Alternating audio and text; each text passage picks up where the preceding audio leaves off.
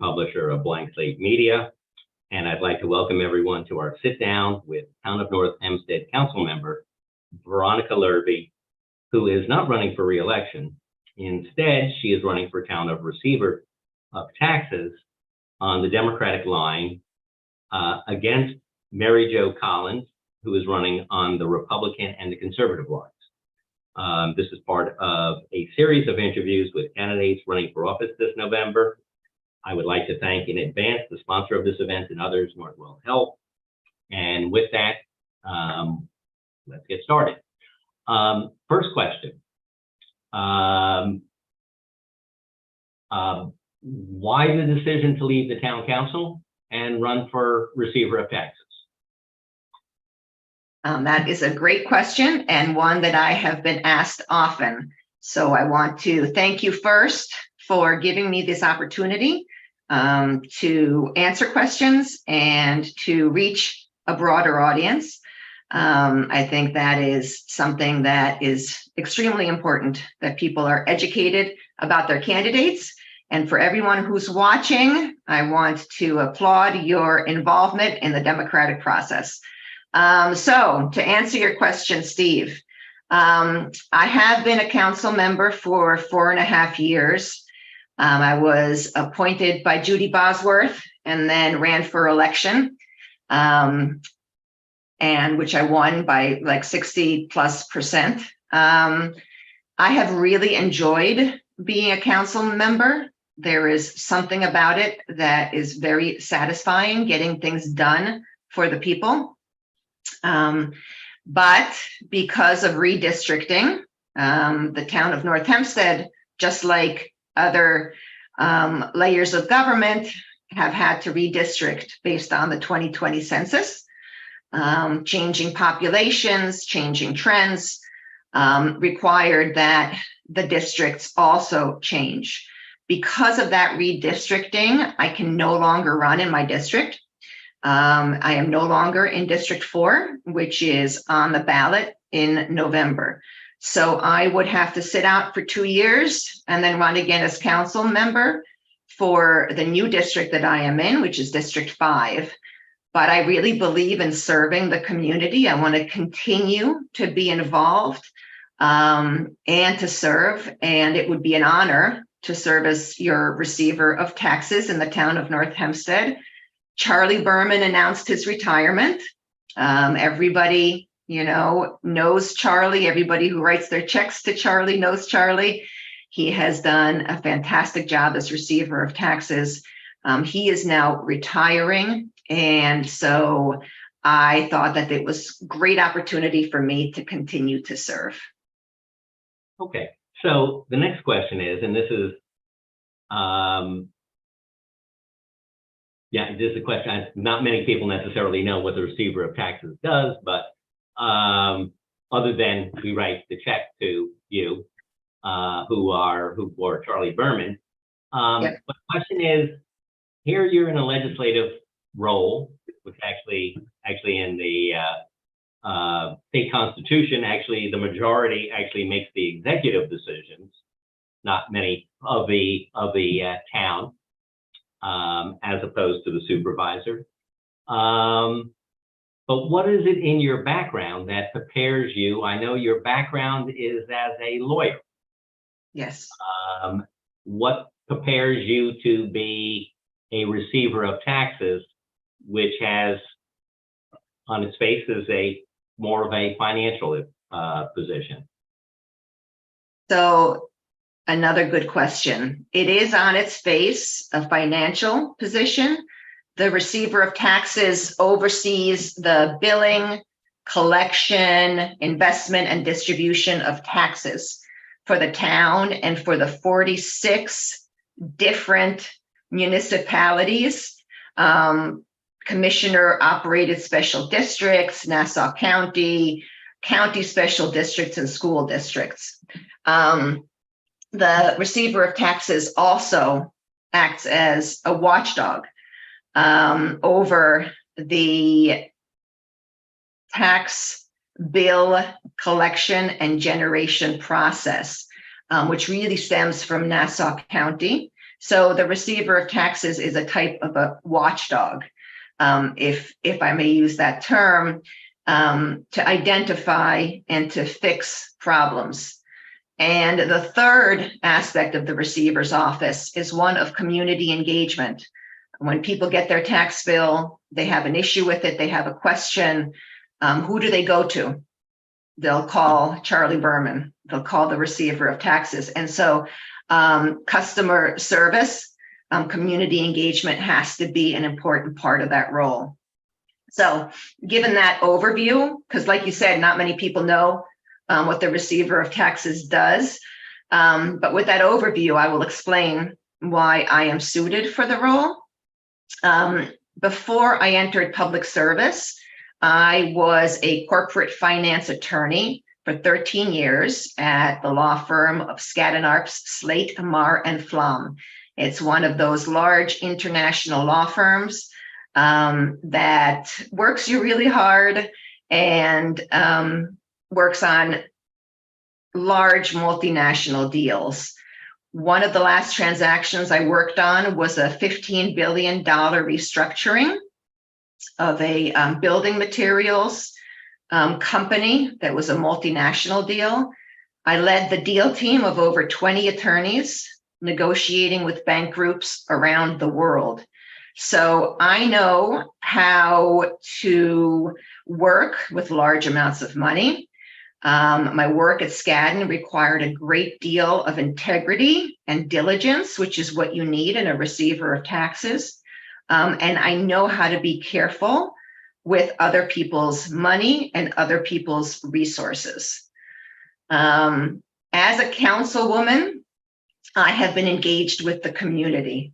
I have been working with a variety of different groups in the community, helping them to get access to town resources.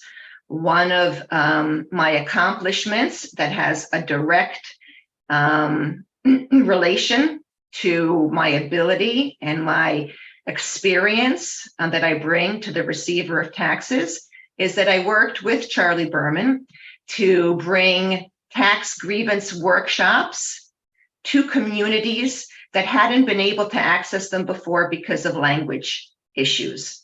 So we worked with the Great Neck Chinese Association, this was several years ago before COVID, to bring a tax grievance workshop with a translator so that the community could come and hear how to grieve their taxes, how to lower their tax bill in English as well as in Mandarin. And I think that we need to do more of those. And with my wide knowledge of the community and community organization and community needs, I am in a very good position to do that. The third aspect is being a watchdog. Nassau County is where the assessment system is. We know that the assessment system is broken. We know that Nassau County executives have tried to fix it, have promised to fix it, but it hasn't been fixed. We also know that mistakes happen. I think it's just a fact that when you're dealing with 73,000 parcels within the town, there will be a mistake made. But how those mistakes are corrected, how they're called out, how they are admitted to, and then steps taken to fix them is something that the receiver of taxes has to take the lead on. I am not going to be shy to make sure that mistakes are called out, and I have the legal and financial expertise to work with the attorneys, to work with the assessment office, to work with the town comptroller's office to make sure that they get fixed. For example, there was a church in Rockville Center, right? It was in the news that had to pay, a parish in New Hyde Park, sorry, that had to pay a $677,000 tax bill because of a mistake in the assessor's office. And that had to be fixed, right? or Nassau had to pay $632,000 settlement to settle an assessment claim in Old Brookville. Right now, we're dealing with a $1.2 million issue that affects the town budget, and Nassau County offices have been unresponsive. So I would say that we need somebody in the receiver of taxes office who's not afraid to take on issues in the Nassau County Assessor's Office and in the Nassau County Executive Office.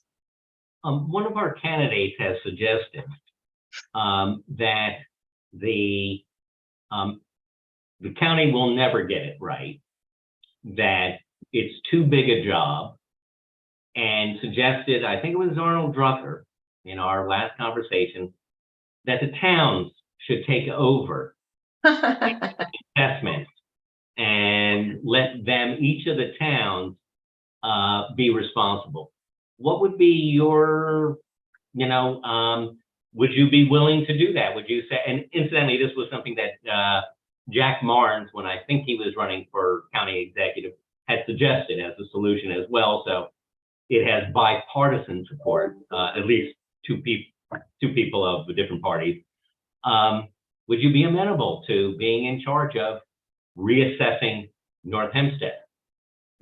Wow. So I have not heard that before, although I have heard, and I do know about the deep problems in the assessor's department in Nassau County. I don't know why the first solution would be to move it out of Nassau County. I would ask, have all of the necessary steps been taken by Nassau to fix the assessment issue? Or is it just politically expedient to say, I'm not going to deal with it, I want somebody else to deal with it?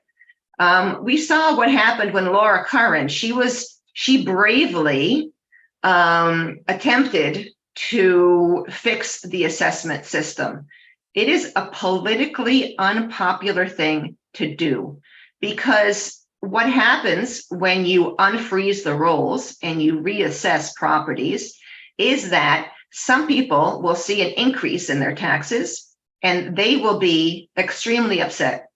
Others will see a decrease in their taxes and they will be happy. But the ones who are upset are the ones who are going to make a big deal out of it.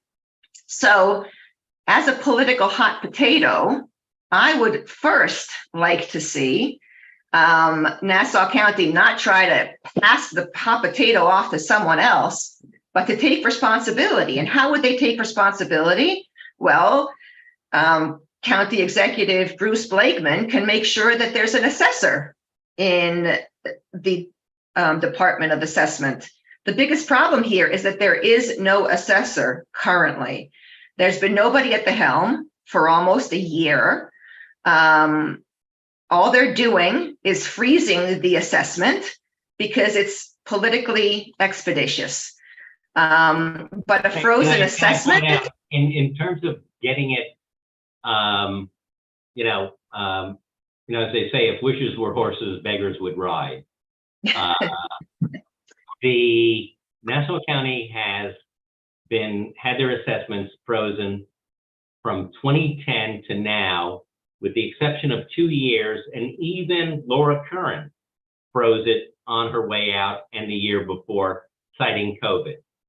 So we're now, and Bruce Blakeman has frozen it to 2025. It's a dysfunctional system. You have many people that are overpaying taxes, underpaying taxes, and it gets worse when you do these grievance workshops, because everyone who grieves, usually they win because it is so dysfunctional, and then it gets those who don't pay end up paying more. So, it was like in the movie Chinatown, it's forget it, Jake, it's Chinatown. Chances of them doing it are not high. Blakeman has made no commitment to doing this. He talks about when you do unfreeze it, it's a big tax increase. He kind of forgets about the decrease for the people who've been overpaying. Mhm. But given the fact that it's broken and this impacts town of North Hempstead taxpayers, why not just say, okay, we'll take it and we'll do it fairly and we'll do it right and we'll take the heat? So that would require, so right now, the process is very complicated. And I think what you're suggesting might actually simplify things, right? Right now, we have so many steps involved that taking one municipality out of it might actually simplify things. So that would be a positive step. Right now, there's a lack of communication between the receiver of taxes office here at the town and Nassau County. Bringing everything over to the town would also take care of that problem.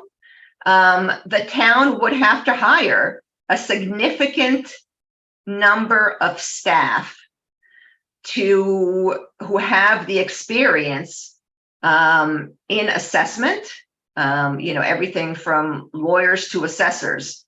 So it would increase town costs. I don't know by how much, but I have to believe significantly. So that's something we would need to look into.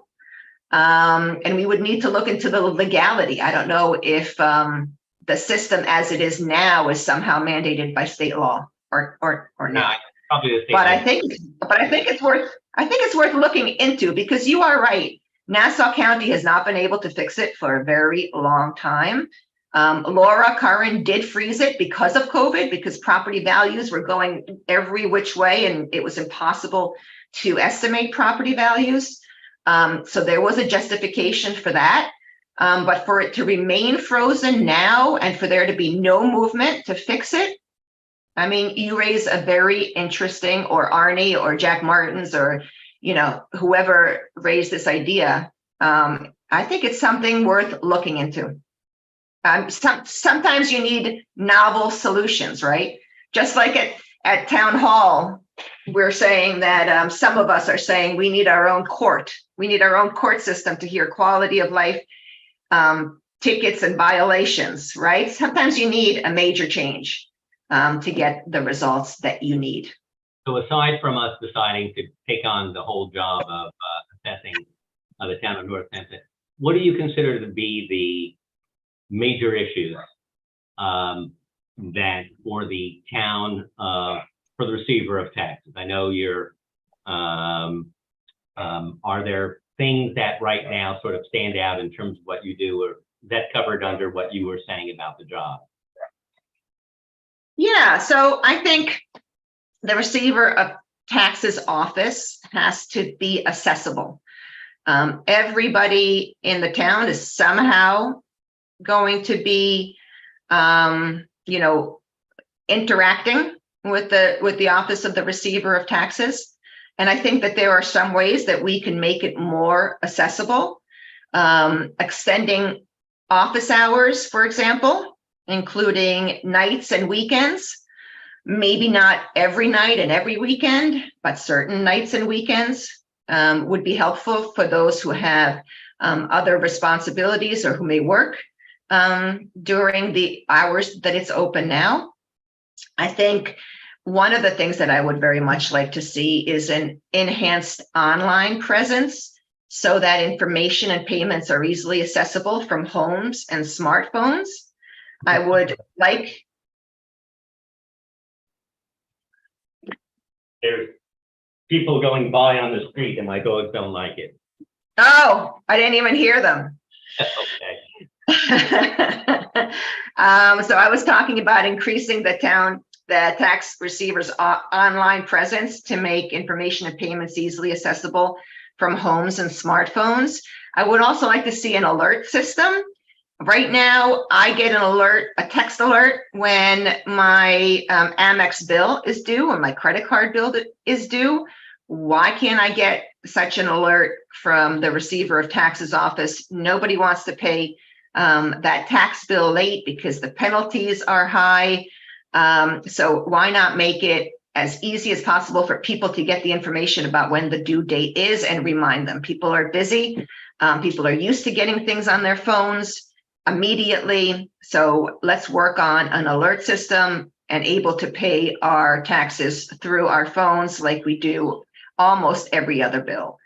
I think we need to expand town hall meetings and workshops to educate residents and reach non-native English speakers. Right now, in order to apply for exemptions, it's a really complicated process. People need help with that.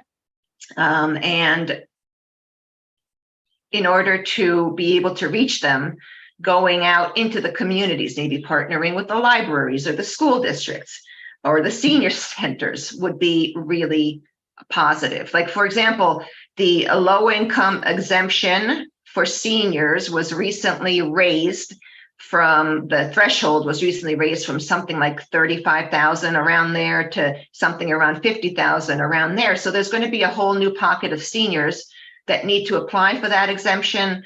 We should be going out there and offering them workshops. We should utilize mobilized tax collection units to visit different neighborhoods, make it easier for people to pay their taxes if they want to do it, by check. And we should implement a language access line for translation services. This is something that I've been very much focused on as a council person. I have passed legislation at the town board level to make sure that there is a language access line when people call 311 for services, because it came to my attention that some of the residents in my district who don't speak English were having a very hard time getting information about particularly project finance, project independence, senior programs. So that is sort of a list of accessibility improvements that I think that we could see. I think we can also improve the efficiency. We can work with the town's IT department to implement accounting software that is aligns with the programs that are used in the comptroller's office, because the receiver of taxes office and the comptroller's office work together, and they apparently use different software. So it's not clear to me why that's the case, but it's something that can be fixed and the process will thereby be streamlined. I think we can implement cross-training. I have been told that there are certain individuals who are able to take care of certain steps, and only they can take care of the certain steps in the billing and the disbursement process. But that is not efficient. If they are out, if they are unavailable, if they have other work to do, we need to cross-train. We can also apply some sort of automation, although I know that our people in the tax department are very knowledgeable, and I think you cannot replace the face-to-face contact and the face-to-face on the phone. So that's something that we would definitely need to keep in place, but a little bit of automation here and there, I think we should look into it. You mentioned taking care of investments when you receive the money and investing it. Do you have how would you handle that? What is your background in being able to invest all this money that is coming to you? So I mean receiver of taxes. You don't have the title. That's coming to Charlie Berman at the moment. Steve, that the receiver of taxes in certain instances is personally liable for the money that comes into the office, which is something they did not tell me when they asked me to run. And my husband is quite upset that I agreed to take on this position for that reason. But I don't really worry, because I think the only instance when that would come into play is if I were to run away with the money, which I am obviously not going to do.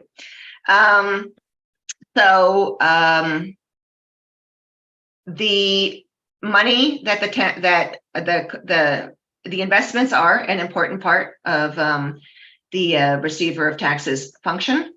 I managed my own budget, right?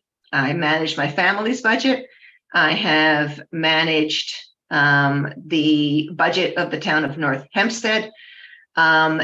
Within managing those budgets there are always questions about investments.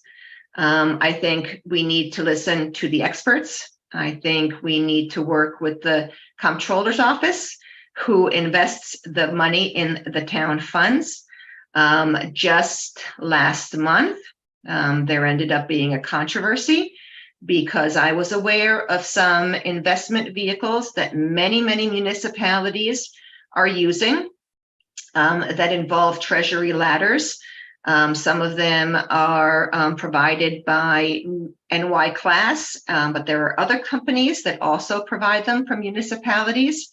As interest rates were low and they were going up, these were going to be ways to generate additional income for the town and all the funds that are being held in town accounts, including receiver of taxes accounts. We tried to get the attention of the supervisor. She did not engage on this issue, so I met with the comptroller myself, with a resident who had brought this to my attention, and we missed the opportunity. We missed the opportunity to invest in these investments that over 40 local municipalities have invested in. So that was a major oversight on the town's on the town side, but I think it shows to you how engaged I am in making sure that the town's funds, which include the receiver of taxes funds, are properly invested so that we get the most return on every dollar. Just like I want to make sure that my money is properly invested, I will make sure that every resident's dollar is properly invested. Now, that comptroller, Kristen Schwanner, Yes. resigned abruptly. Correct. Terribly.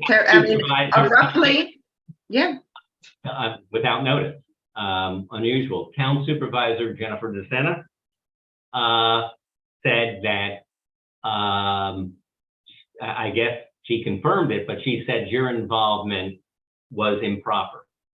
So, and that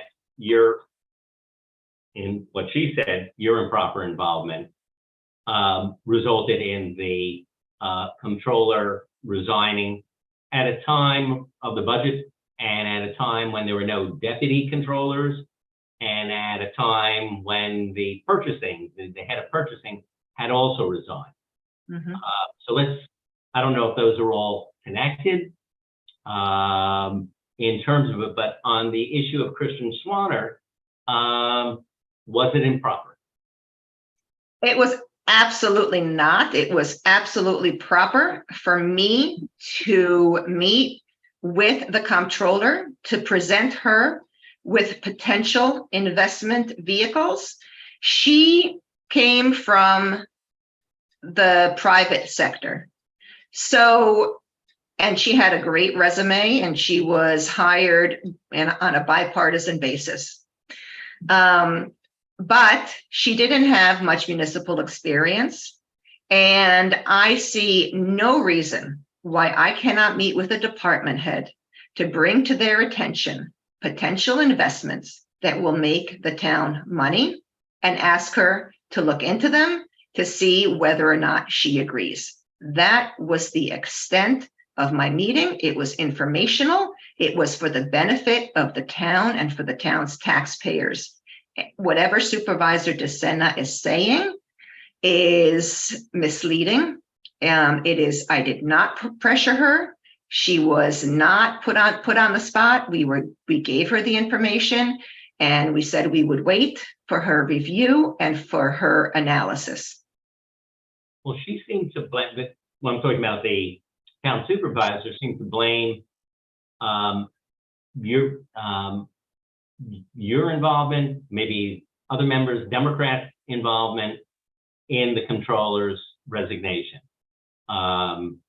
Is that true? And if that's true, is that, do you think that's that would be okay, given the fact that she may not have been responding to that advice? The supervisor should look at herself instead of casting blame on those who are doing the work of town government. She should question. I have a question for the supervisor. Why didn't she meet and discuss these potential investments? Why did she blow this off with no response whatsoever? She was invited to meet, she was invited to discuss, and she just did not engage. She has a history of deflecting when she does nothing and blaming others. And that is really all I have to say about it, because it is a pattern here where she plays the victim, and she does it very well. But the fact is, I am working for the taxpayers. I am working for the town, and I have every right to meet with a department head and talk about potential investments that are going to save the town money. What about the other people? You are working, now this is the whole finance area of the town, and now you're moving to a finance role. She didn't comment and other people didn't comment, but you're missing 2 deputy directors, and the head of purchasing also resigned. Why did that happen? Is that coincidence, or is there a reason? And are you part of that reason or not? So you said it before, Steve. The executive power on the town board rests with the town board. The supervisor is one of 7 town board members, and it takes a majority to get things done. The supervisor has created an atmosphere where department heads feel like it is difficult to meet with other town board members. And it's an atmosphere of distrust. She wants there to be no communication between town board members and department heads. That is just not how government works. She thinks she's a dictator, but she is not. And that creates a very toxic environment. And I would not be surprised if that is why we have no comptroller, if that is why we are having trouble hiring in a variety of different departments. If the supervisor would just accept that she is not a mayor, she is not a governor, she is just 1 out of 7. And if she got to work, we would be in a much better position. I think with respect to the head of the purchasing department, her resignation, as has been reported in Newsday recently, had to do with the handling of a sexual harassment claim by the supervisor's office.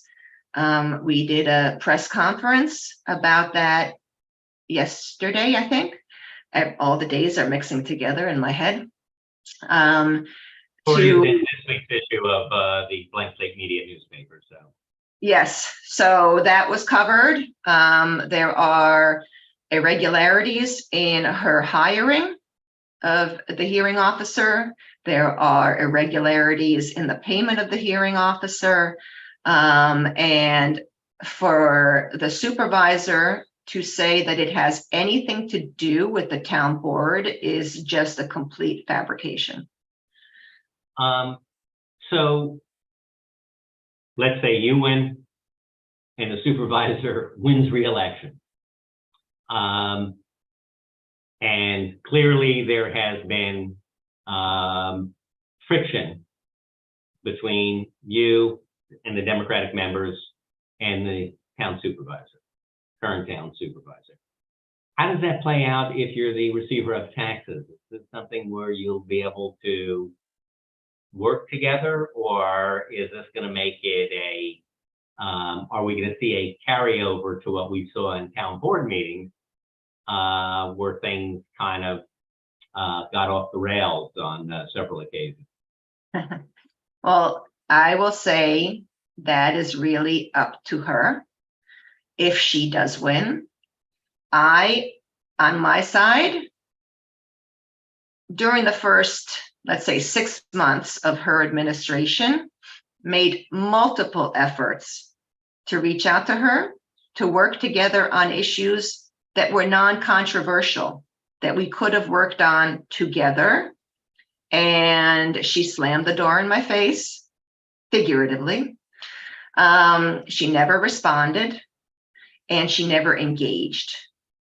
I will pledge, if I am elected receiver of taxes, that I am willing to let bygones be bygones.